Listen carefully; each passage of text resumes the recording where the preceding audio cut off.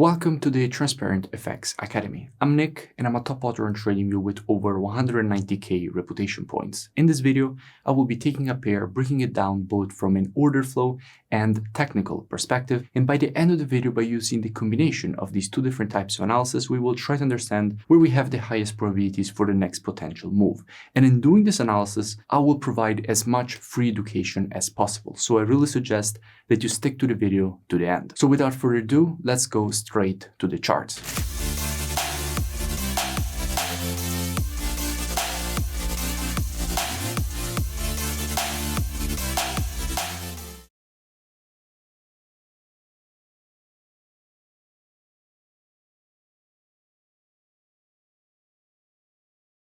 In today's video, I want to speak about US oil because at the moment we do have quite interesting price action and structure.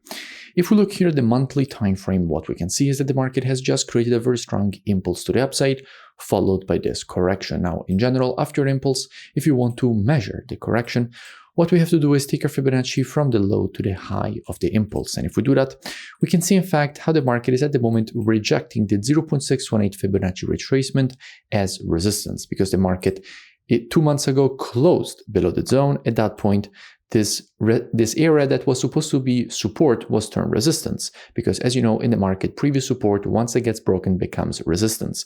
And in fact, in the two following retests, the market has respected its zone as resistance and is rejecting it to the downside as we are speaking. Dropping down on the weekly time frame, however, what do we notice? Now, from a weekly perspective, we can see that this rejection to the downside actually came with the creation of an M pattern. And in general, after the creation of an M pattern, what we want to see is the market create a rejection higher to go and complete the pattern at the previous support turned resistance. So here on the weekly, what we could expect is a potential rejection higher and completion of the M pattern at the neckline. Dropping down on the daily time frame, what do we see? Now, from a daily perspective, we can see how we just got a very strong impulse to the downside. Now, as you know, no market just goes in a straight line. You will have a series of impulses and corrections. Essentially, the market creates a series of lower lows and lower highs. But in order to do that and to establish a downtrend, we first need to see the corrections, because corrections are exactly what gives the possibility then for new sellers to come into the market and push the price lower. So since on the weekly we have the M pattern and here on the daily the market seems overextended, what we could expect is a bit more bearish price action because the market created this candle here. And usually when you see a candle like this with a very long wick and a red body, the next candle is supposed to fill in the wick. So what we could expect here is a bit more bearish price action.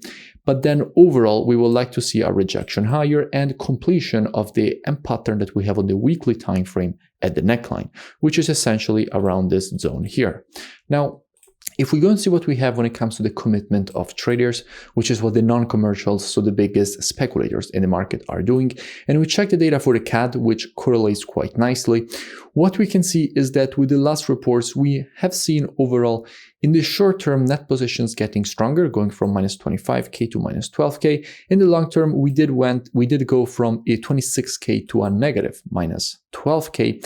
But overall, it is pretty clear that in the short term, we are seeing slightly increases in net positions. And overall, long term, very clear that we are on the bearish side. So what we could see here is definitely the possibility of a potential a little bit more bearish price action to develop here before then seeing a potential move higher and completion of that weekly M pattern at the neckline. So if the market, how we could be approaching this potential move higher. Now, as usual, trading is reactive and not predictive. The monthly, weekly, and daily combined with the COT data, those are the best time frames from a directional perspective. However, when it comes to confirmations and entries, the best time frames are the intraday time frames, so 4 hour and lower. Therefore, what we could be doing is monitoring price action from an intraday perspective during this move to the downside, waiting for the market to shift from an intraday bearish market as we would have to an intraday bullish market. And if the market would shift from an intraday bearish to a bullish market and provide to us one of our valid entries, at that point we could be looking for a potential rejection higher and completion of the weekly M pattern at the neckline. If you enjoyed the video, make sure that you smash that like button and comment below. It really does support the creation of more free education and analysis for all of you, and I will see you in my next video.